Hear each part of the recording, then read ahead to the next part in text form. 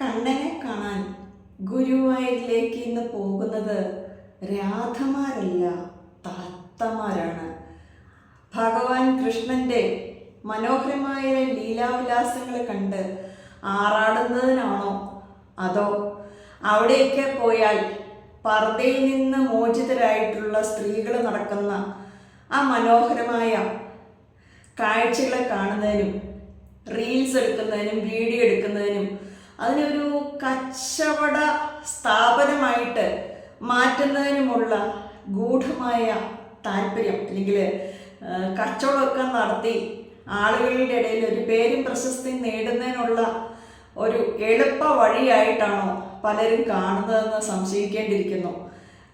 ഒരുപക്ഷെ മറ്റൊന്നും കൊണ്ടായിരിക്കില്ല, പതിവായിട്ട് എന്നും കേൾക്കുന്ന ബാങ്ക് വിളിയിൽ നിന്നും വ്യത്യസ്തമായിട്ട് ഗുരുവായൂരപ്പൻ്റെ അവിടെയുള്ള കീർത്തനങ്ങളും സംഗീതവും അവിടുത്തെ മനോഹരമായ കാറ്റും ആ പ്രകൃതി ഭംഗിയൊക്കെ ആസ്വദിക്കാൻ സ്ത്രീകൾക്ക് കിട്ടുന്ന ഒരു അസുലഭ അവസരമാണ് ഗുരുവായൂർ തീർത്ഥാടനമെന്ന് മനസ്സിലാക്കിയത് കൊണ്ടുമാവാം ഒരുപാട് താത്തകൾ ഇന്ന് ഗുരുവായൂർക്ക് വെച്ച് പിടിച്ചേക്കുക. പക്ഷേ ആദ്യകാലങ്ങളിൽ ജസ്ന എന്ന് പറഞ്ഞൊരു യുവതി മാത്രമാണ് കണ്ണനോടുള്ള പ്രണയാധിക്യം കൊണ്ട് കണ്ണൻ്റെ ചിത്രങ്ങളൊക്കെ വരച്ച് വിറ്റ് പൈസ ഉണ്ടാക്കിയത്. ഇപ്പോൾ ഒരു വീഡിയോയിൽ അവർ വന്ന് പറഞ്ഞു, ഉസ്താദ് എൻ്റെ കുഞ്ഞുങ്ങളെ പീഡിപ്പിക്കുന്നു, തിരിച്ചു വ്യത്യാസം കാണിക്കുന്നു എന്നൊക്കെ അടിസ്ഥാനരഹിതമായ ഒരു ആരോപണം ഉന്നയിച്ച് ഹിന്ദുക്കളുടെ കണ്ണിൽ പൊടിയിട്ട് എന്തിനേറെ പറയുന്നു, നമ്മുടെ സുരേഷ് ഗോപിയെ മോദിജിയെ വരെ പറ്റിച്ച് വിഡ്ഢികളാക്കി കച്ചവടം കൊഴുകൊഴിപ്പിച്ചു. ഇപ്പോൾ അതെ, അന്ന് ഇവരെ സപ്പോർട്ട് ചെയ്ത തോക്കുസ്വാമിയും കൈയൊഴിഞ്ഞു, വെല്ലേട്ടനും കൈയൊഴിഞ്ഞു. ഇവരുടെ ഇന്ന് ചിത്രങ്ങൾ വാങ്ങിയവരൊക്കെ ഗതി കിട്ടാതെ കുത്തുപാള എടുത്തിരിക്കുകയാണെന്നും അതുകൊണ്ട് ചിത്രങ്ങളൊക്കെ തിരിച്ചു കൊടുക്കണമെന്നാണ് മാലോകരുടെ ഒരു ആവശ്യം.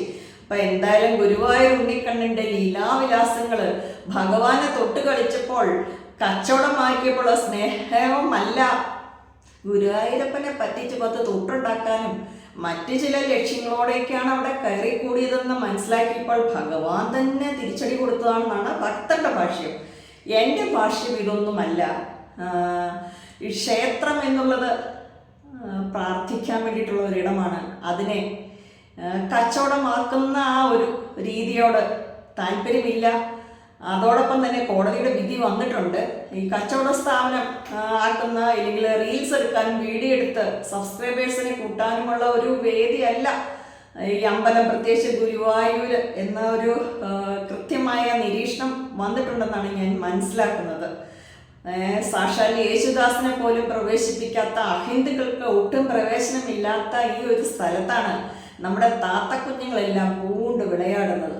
പിന്നെ ഇതിനകത്ത് അതിനപ്പുറത്തേക്ക് എന്തെങ്കിലും ലക്ഷ്യങ്ങളുണ്ടോ എന്ന് ബുദ്ധിയുള്ള ആളുകൾ 2 വട്ടം ഒന്ന് ചിന്തിക്കുന്നത് നല്ലതാണ്. കാരണം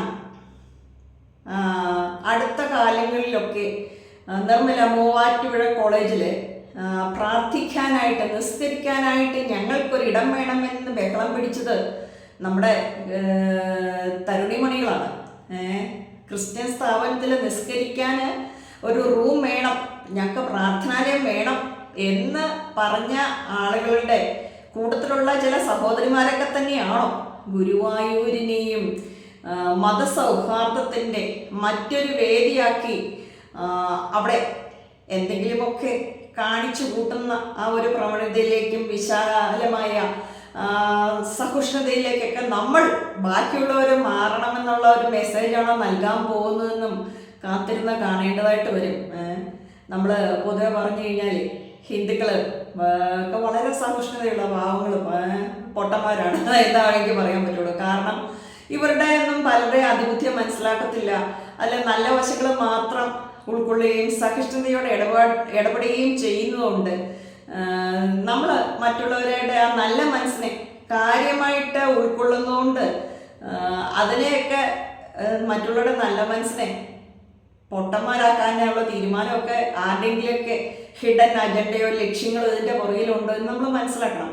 എന്തായാലും ഈ പെൺകുട്ടികളെ വിമർശിച്ചുകൊണ്ട് ഏറ്റവും അധികമായിട്ട് മുന്നോട്ട് വരുന്നത് മുസ്ലിം യുവാക്കൾ തന്നെയുണ്ട്. അത് നല്ല കാര്യമാണ്, തീർച്ചയായും നല്ല കാര്യമാണ്.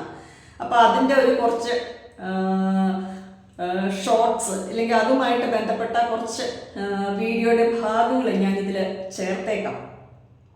കാരണം ഇവരുടെ ഈ രീതി അവിടെയുള്ള എല്ലാവർക്കും അംഗീകരിക്കാൻ പറ്റുന്നില്ല, ഇഷ്ടപ്പെടാൻ പറ്റുന്നില്ല എന്നതിൻ്റെ തന്നെ ഒരു തെളിവാണത്. മാത്രമല്ല സമീപകാലത്തായിട്ട് ഇസ്ലാം മതത്തെ തള്ളിപ്പറഞ്ഞുകൊണ്ട് മുന്നോട്ട് വരുന്ന യുവതികളുടെ എണ്ണം വളരെ കൂടുതലാണ്. അത് നമ്മൾ മനസ്സിലാക്കണം. നമ്മുടെ 1-2 ജാമിത ടീച്ചറോ അങ്ങനെ 1-2 ആളുകളൊക്കെ വന്നതിന് ശേഷം ഇസ്ലാം മതത്തിൻ്റെ ആ ഒരു ചട്ടക്കൂടിൽ നിന്ന് പുറത്തോട്ട് ചാടുന്ന സ്ത്രീകളുടെ എണ്ണം കൂടുതലാണ്.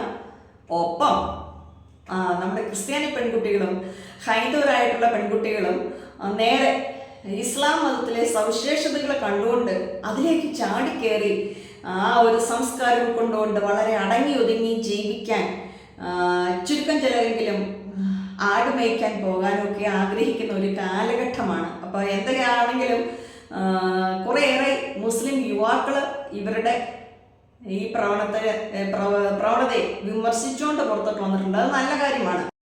തുളസി കതിർന്നുള്ളിയെടുത്ത് കണ്ണനൊരു മാലയ്ക്കായി പൊട്ടാത്ത നൂലിൽ കെട്ടി എന്നെന്നും ചാർത്താഞ്ഞ.